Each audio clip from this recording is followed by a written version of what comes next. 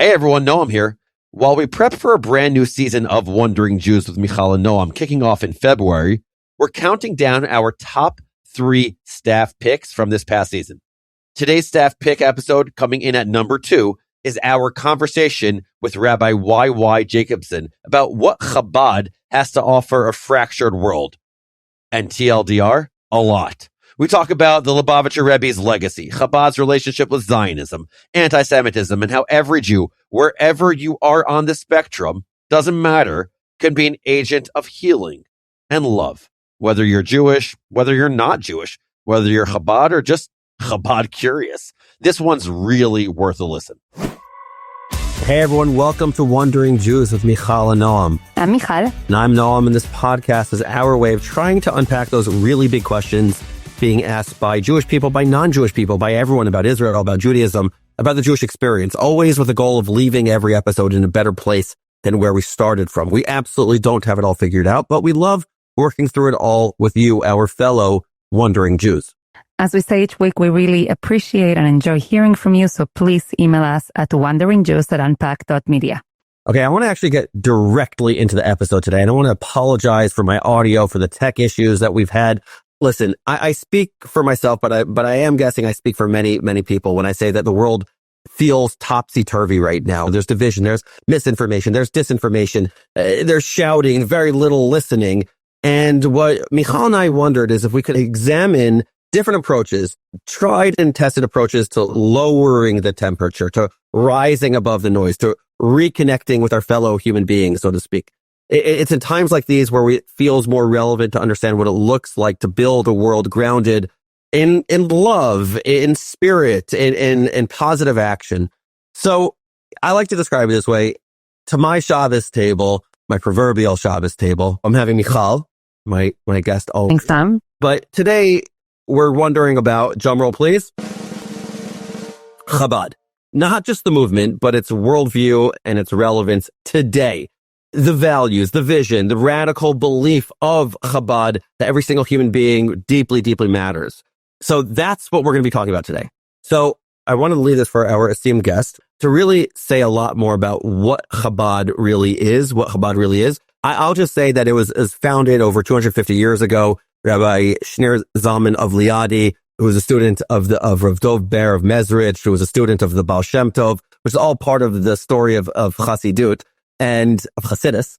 It's an acronym. Chabad is Chachma, Bina, and Dad, wisdom, understanding, and knowledge. But it's about so much more than that. So our guest, Rabbi YY Jacobson, is one of the most renowned Jewish speakers in the world. He's known for his powerful blend of Torah wisdom, emotional insight, and deep compassion. And I'm so excited to have Rabbi YY Jacobson at the Shabbat table together with us. Thank you. It's an honor, and a privilege. And I appreciate the invitation, and I look forward to the gefilte fish, the chicken soup, the kugel, and the cholent, or whatever you offer at your shop. That is not what Mijal has at her shop. Okay. I'm sure you have that. Is that right? If there's any leftovers, send them to me. It's so great to be in conversation with you. I'll just say I've watched so many of your videos on social media, and I admire so much your ability to capture very deep truth in a way that is so engaging and attractive to so many people. Thank you. That means a lot, and I appreciate it. Thank you. I just try to be a channel. Right. So speaking of that channel, let me ask you, Rabbi Jacobson, for someone who's never encountered Chabad, which seems like impossible, how would you explain Mars, those living on Mars. Or maybe there's Chabad house on Mars, but I don't know. When I went to Masada and I got to the top of Masada and there was a Chabad Rebbe at Shaliach at the top of Masada, I was like, this is it, man. We've arrived. So if you're explaining Chabad in 1 to 2 sentences or in a way that younger people who don't know much about Chabad, like what is it? What is Chabad? So 1 or 2 sentences, I would say that Chabad is a Jewish movement that has sprung up a few hundred years ago in the Jewish world. And I would say its main focus is really to be able to share with ourselves and the entire world the vision for why the world was created, which is to be able to reveal the oneness, the infinite love that connects us all to each other horizontally and vertically to our Creator. And it's the effort to communicate that with passion, with decisiveness, with tremendous love, but with also a very profound sense of authenticity, to be loyal to the spiritual mission of humanity and the Jewish people on this planet. That's my sentence. Beautiful. So I'm not in my house right now. A big shout out to Becky and Craig Lussman, who I ran to a different area, not my studio, because my Wi-Fi was out. But in my house, I have 3 pictures of 3 rabbis. There's Rav Kook, Rabbi Soloveitchik, and the Lubavitcher Rebbe. Okay? And every single time someone comes to my house is not from like a deeply Jewish background, let's say, and even if they are, they might be like, I don't know who those 2 rabbis are, but that rabbi, the Lubavitcher Rebbe, I recognize him. Could you say why? What about him? What did he do that makes it the case that people who might not know so much about so many rabbis say, no, Lubavitcher Rebbe? It's a great question. The Lubavitcher Rebbe, his uniqueness was, first of all, he was an extraordinary individual in terms of his genius, his mastery of all aspects of Judaism, of Torah, but also of secular wisdom, number 1. Number 2, he was a true spiritual mystic. He was a real man of God. I grew up under his feet. I've never met a person with such a small ego and literally self-effacing in a way that most people can't even imagine and fathom. Just to mention one thing, he didn't change his shoes for 30 years, 50 years that he was the leader of the Lubavitch movement. I don't think he took off one day. So he was a person who really saw himself simply as a conduit for God's work in this world. The real power of the Lubavitcher Rebbe, though, was, I think, he became the Lubavitcher Rebbe in 1950. That's 5 years after Auschwitz, after the Holocaust.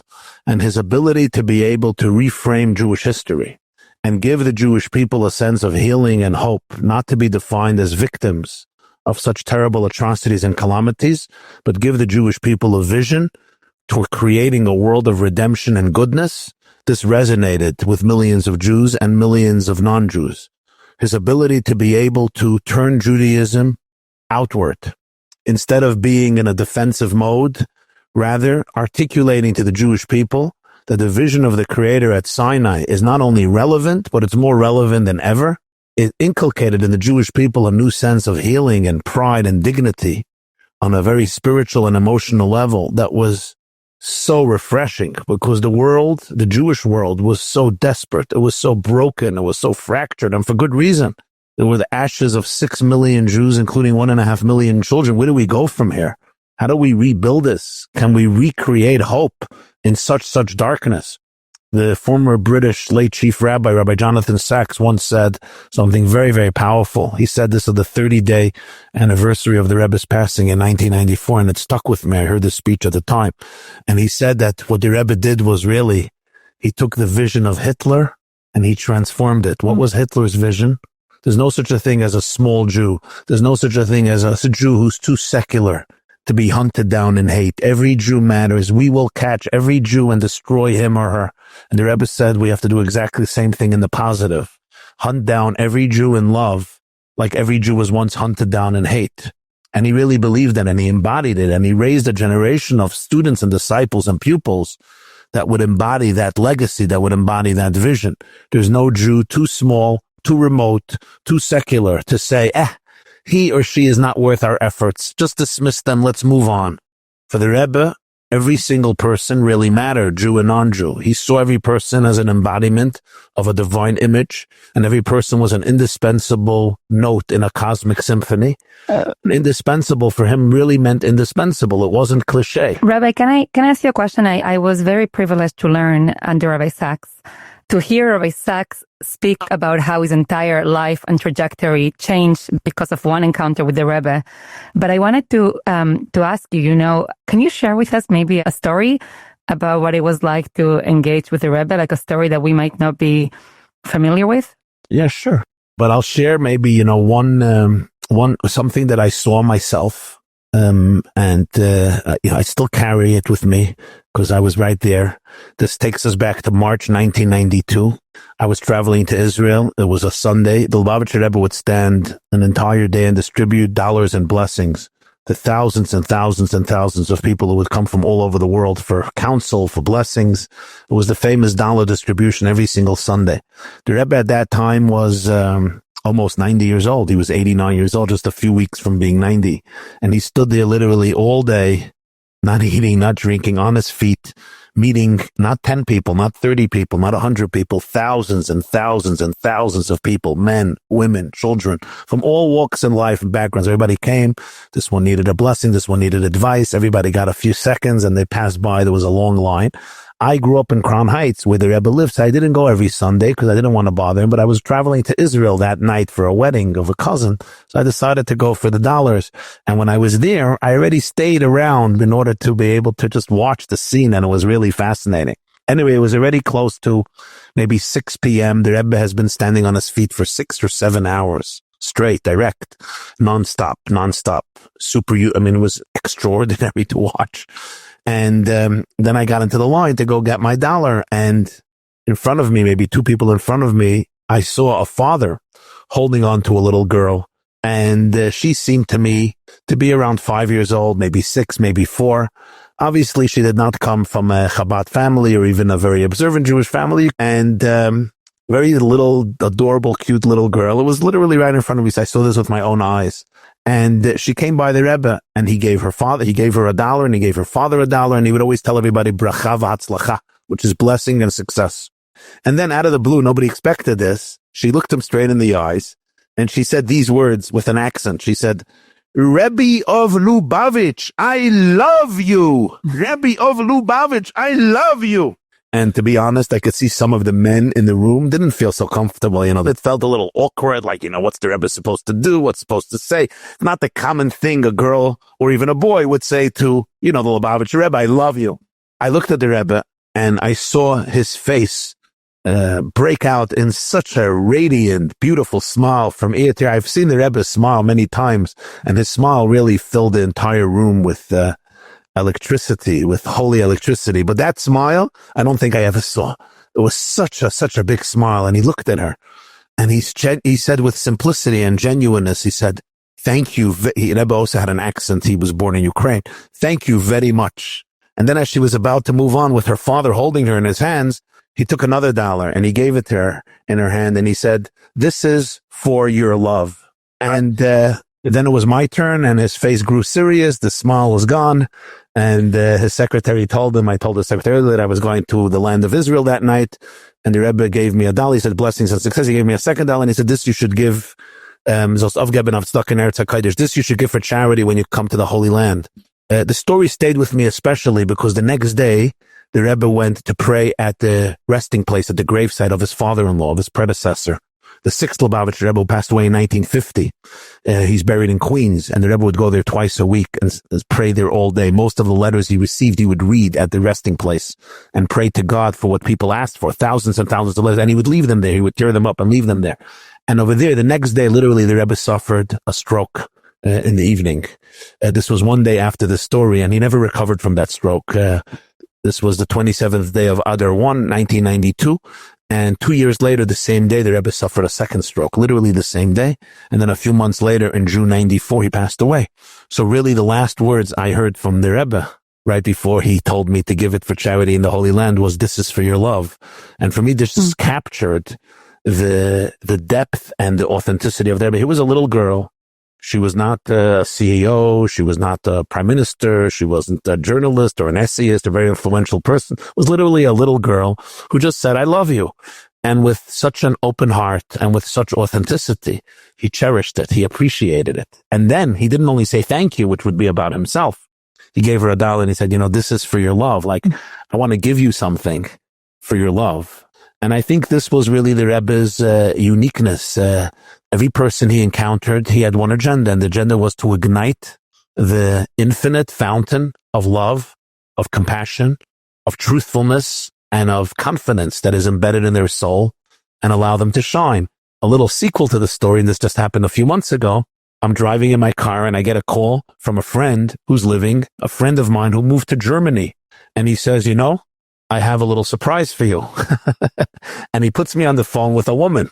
Okay. Now this woman is in her late 30s. And she said, "I saw on TikTok or on Instagram a video where you tell the story of the Rebbe telling this little girl, 'This is for your love.'" And I happen to be that little girl. Oh, wow. And she tells me that she didn't know anybody knew the story. She remembered the story. Oh. In fact, That event caused the entire family to come back to Judaism. That moment with the Rebbe. But she didn't know that anybody knew the story. It was just a little story in the family. I happened to see it. And it was just a very, very, very special moving moment. And the reason was because the Rebbe just had that ability. I think he didn't have an ego, so he was a conduit. And he allowed people to meet themselves by meeting him. You know, those are the greatest people. There are people, when you meet them, you come out of the meeting and you're like, wow, this is a wise man or a wise woman. This is a great man. The Rebbe's greatness was when you finished meeting him, you came out and you said, wow, I am great. Those are the true great people. They don't show you that they're great. They show you that you're great. They become mirrors for you to be able to see who you are. For the Rebbe, there was no such a thing as mediocrity. There was no moment that was small. There was no person that was small. And there was no event that was small. For him, if it was part of God's ecosystem, it had infinite value and significance. The moment you look at your life and you feel that you're not in a world of mediocrity anymore, you matter infinitely. Your work matters infinitely. Your actions matter infinitely. And your circumstances are meaningful. It changes everything. Suddenly you're not a small person. There was a poet who once said, most people live lives of quiet desperation. I think it was Thoreau. For the Rebbe, that was intolerable. Don't be quiet and don't be desperate. I mean, there are amazing stories in terms of, like, when I was reading Rabbi Adin Steinsaltz's biography, and Rabbi Adin Steinsaltz of the Lubavitcher Rebbe, and he talked about when he was doing so many different things, he said to the Rebbe, like, I can't do anything more. What do I do? And there's a famous, like, Hasidic story that, like, when somebody was very busy in their house, had so much going on, the idea was bring more into your house and then eventually take some things out, and then you'll see that you have time. So the Lubavitcher Rebbe's idea was, when he spoke to Rabbi Steinsaltz, he said to him, don't do less, bring the goat in, meaning do more, accomplish more. If you feel like you're doing so much, do more. That seems to be this big concept that emerges from the Rebbe from Lubavitch. Now, my question to you is something that Mijal and I talk about a lot. We talk a lot about the challenges that young Jewish people and all Jewish people face today, whether it's in terms of antisemitism or feeling their Jewish identity or whatever. But I sometimes, like, I think, like, what would the great rabbis, what would the great leaders who are no longer amongst the living, what would they say at this moment? What guidance can Chabad, can the Lubavitcher Rebbe bring to this moment that helps us think about anti-Semitism, helps us think about Jewish identity today? It's a very powerful question. So after making a disclaimer that, of course, I can't speak for the Rebbe and exactly what he would say, but I do, following him for many years, being a disciple, I also had the privilege of being one of the oral scribes who would transcribe his talks. That's amazing, by the way. That is low-key. I mean, it's called a choser, right? Yeah, choser. Choser means in Hebrew a reviewer. Right. Because the Rebbe would speak for many, many hours on Shabbat and holidays. And of course, according to the Torah tradition, we do not allow any recording devices. So there was no microphone, there was no tape recorder. This is even before the days of MP3s. And everything had to be memorized. And you're talking about talks that can extend for 3, 4, 5, 6, 7, 8 hours. You're not talking about a 5-minute sermon or even a 20-minute sermon. And these were profound, intricate addresses that were extremely scholarly and thought-provoking and stimulating and really genius, pure genius. And so there was a group that would memorize and transcribe it. So I know that's a very interesting topic, but I just want to get to your question. We're living in a very, very critical moment in history. This is not a time to duck. It's not a time to sit on my couch and just watch television or watch a clip of this reporter or that reporter. It's not a time to surrender and play, small league. This is the time when the Jewish people have been tested to the core. Jewish consciousness has been stimulated in unprecedented ways, both in positive ways and negative ways. October 7th has been the worst day in Jewish history since the Holocaust in terms of the atrocities, the cruelty, the barbarity, the amount of deaths and the hostages taken. And the revival that happened afterwards on one level, and also the explosion of Jew hatred and venomous anti-Semitism around the world, even in our most elite academic institutions, that we prided ourselves that our children managed to get into these institutions, Harvard, Columbia, etc. Really, the Rebbe would say this is a time for every single Jewish young man and woman to realize that we're all mobilized. Like, I can't be neutral. For many years, we just thought I can be an American Jew and just be a bystander, and enjoy some falafel and maybe some bagel and lox and be a cultural Jew and enjoy some things of Judaism, but really bless the fact that we can completely assimilate and be integrated into the larger society. What we have seen in the last 2 years is that a Jew is a Jew is a Jew is a Jew. That either I become truly, truly immersed in what it means to be a Jew, and I think today is a tremendous, tremendous wake-up call for all of us to be able to appreciate the fact that the world sees the Jew as such a central being on our planet.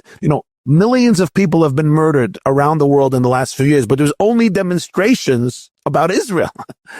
What is that? That is because the Jewish people were chosen to change the landscape of planet Earth, not more and not less.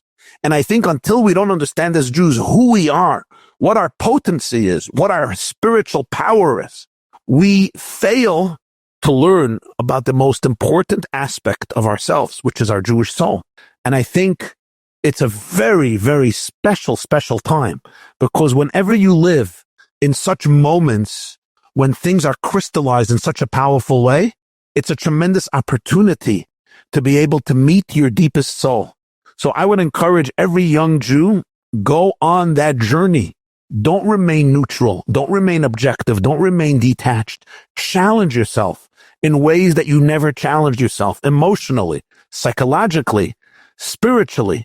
What does it mean to be a Jew? What does Judaism say about life? Why are they obsessed with the Jewish people? Why are they obsessed with Israel? Who are we? What do we represent? What is our voice? And this shouldn't only be a global reflection. I think it should be a very, very personal reflection, because the growth that can happen at such moments is really unprecedented. Rabbi, that's such a powerful reflection, focusing on the Jewish soul and Jewish power. I'm curious if what you would say the Rebbe would advise regarding how to fight anti-Semitism around the world. When we started off, when Noam asked you to describe Chabad, your description, the way that I heard it, was actually quite universal. It was about bringing a certain goodness and revelation to the world at hand. Yeah. And I think part of the challenge that many of us have now, and you also just indicated that you see the same things, is that we look at the world and there's a certain sense of disappointment sometimes. Some people are feeling despair or fear. And I'm curious to hear, what would the Rebbe say is the way for Jews to, like in addition to focusing on not being detached on the Jewish soul, what is Chabad's answer to anti-Semitism? Yeah. I think the Rebbe's focus on anti-Semitism was at 3 levels. Number 1, the Rebbe would always say this: the world respects Jews who respect themselves, their God, their tradition, their history, their Torah, their faith. Israel was celebrated most in its history after the victory of the 6-Day War, when it understood the calling of history and it returned to the biblical homeland of Israel, and when the Jews are not embarrassed to tell the world who we really are. Who we really are, why we are in Israel. The more Jews are anchored in their own faith, history, and tradition, the less the world is confused about Jews and the more they respect us. That's number 1. Number 2, the Rebbe understood very, very deeply and very, very powerfully that when Jews are truly Jewish, when Jews are not embarrassed with who they are as Jews, it also influences the whole world in a positive way. The world looks to the Jewish people for moral leadership and guidance. When we provide that moral leadership and guidance, it helps the entire world. Our job is to be beacons of moral clarity and light to the whole world. Instead, so often we are self-hating, we are so ambivalent, we are so ashamed of ourselves, and it doesn't help our cause. Jews are like the miners' canaries of history. When miners have to go down to a mine to mine for coal, they send canary birds first to see if there are noxious fumes.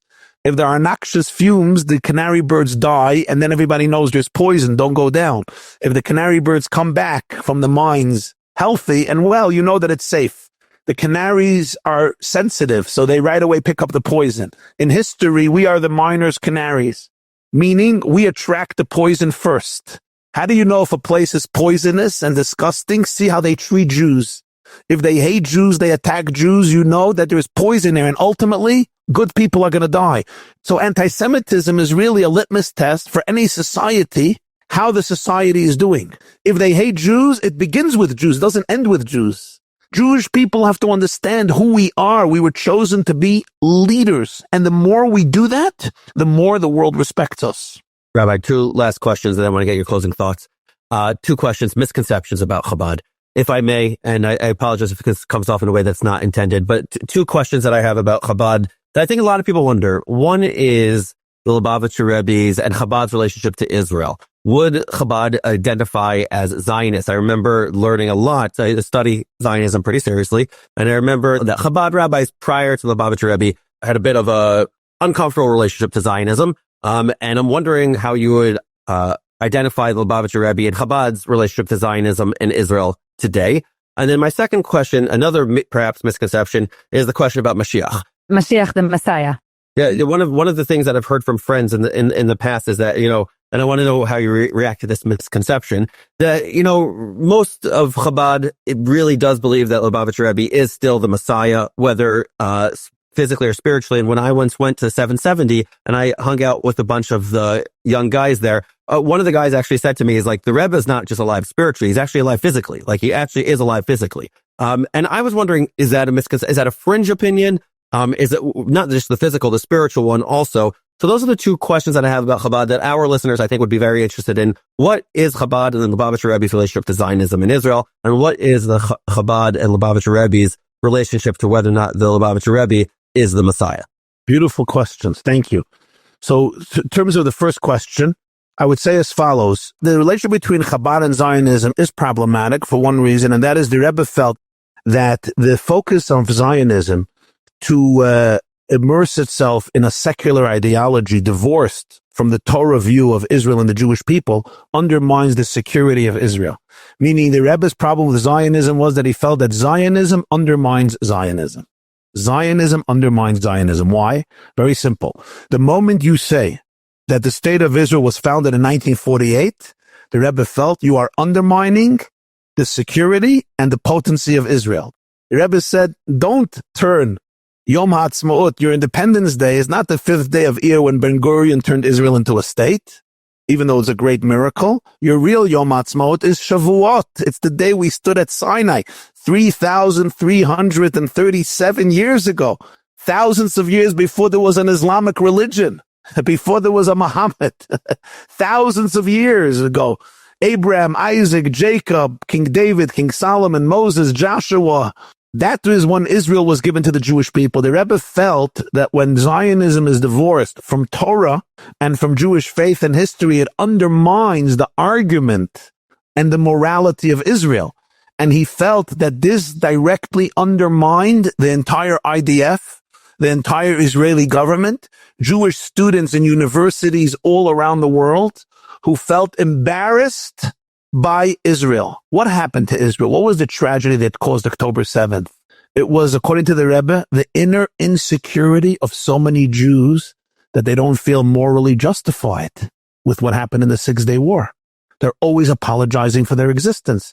So the Rebbe felt that Zionism, when it's divorced from the true connection of Judaism to the Jewish people that goes back 4,000 years, it actually undermines the security and the viability of Israel. He wrote this to Ben Gurion in 1959. He wrote him in a long letter that the moment you divorce, Israel is just a secular endeavor.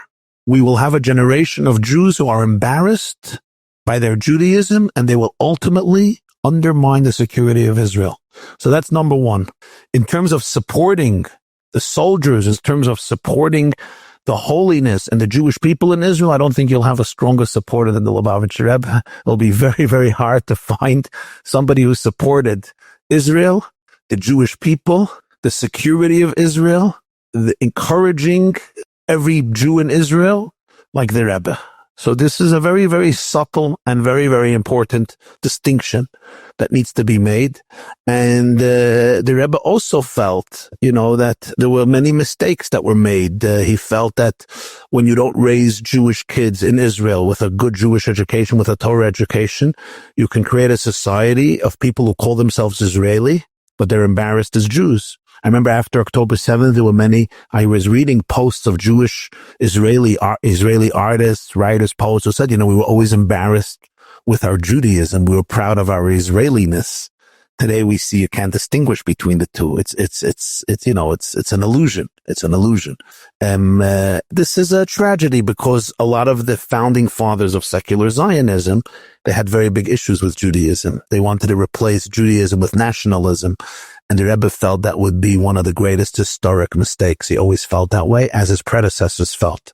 So that's some of this very sensitive issue. That's in terms of your first question. In terms of your second question, I think listen, to say that the mainstream of Chabad believes that the Rebbe is physically alive is ludicrous. I mean, the Rebbe passed away, unfortunately, in 94, and he's buried in Queens. The spiritual presence of the Rebbe, the soul of the Rebbe, like the soul of every person, especially of a tzaddik, is certainly present and manifested. The real focus of the Messiah, of the Mashiach in Chabad, I think, must always be understood in the words of the Rebbe himself that I heard myself. And the main campaign, the main focus of the Rebbe was that we're living at a time when the world is seeking healing on every level, individually, emotionally, psychologically, spiritually, physically, and collectively. This world is searching for redemptive consciousness. And the Rebbe wanted every person to feel responsible to be an ambassador of love, light, hope, healing, and redemptive consciousness. As the Rebbe would say, every person is a Mashiach. Every person has a little Mashiach in them. When everybody reveals the Messiah inside of them, together we'll have the collective Messiah. I think it's very aggravating when that primary mission statement becomes eclipsed by focusing on one detail or another detail. And I think it's very, very important to remain loyal to his greatest calling. And his greatest calling was everybody can bring redemption one step closer by revealing the infinite light of the Messiah that exists in their own heart. If somebody wants to believe that the Lubavitcher Rebbe could still be the potential Mashiach and it motivates them to live with redemptive consciousness, so be it.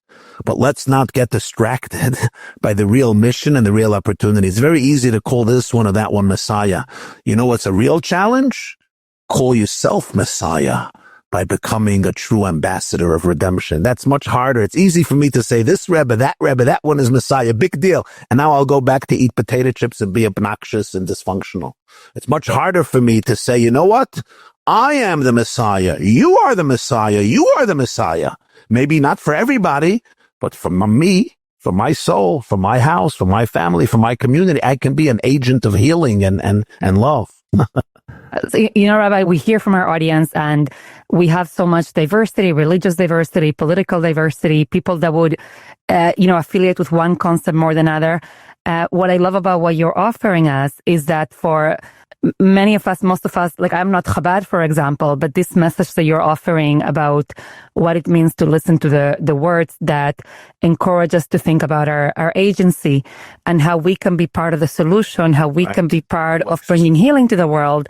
It's part of what I love about what Chabad really does, which is that it offers this message to everybody. And it's a message that is just so universal and so urgently needed. And I'm grateful for the way that you brought to us the stories of the Rebbe to inspire us to take this very seriously right now. Yeah, sure. Thank you. My honor. I just try to be a channel for the wisdom that I heard from the Rebbe. The Rebbe was just a channel for the infinite wisdom of the divine in the world. And that's really what it's all about. The moment we can go away from the places of ego and insecurity is another form of ego, the Rebbe would always teach. There's ego that comes across as arrogance and there's ego that comes across as fear and insecurity. When we could step out of that and become channels, then we become agents of infinite power and potential. And that's really where our glory lies. And that's the power of every single one of us. Rabbi YY Jacobson, thank you so much for joining us on Wandering Jews. Thank you for the privilege. Wandering Jews with Mijal and Noam is a production of Unpacked, an OpenDor Media brand. Subscribe to Wandering Jews wherever you're listening to this pod. And if you're on YouTube, check out Wandering Jews there. If you're on Instagram, check out Wandering Jews there. And most of all, be in touch. Write us at wanderingjews@unpacked.media. Our executive producer is Ryan Rabinovitz, and the team includes Jenny Falcon, Alex Harris, Rob Pera, and Rivki Stern. I'm Mijal Bitton. And I'm Noam Weissman. See you next week.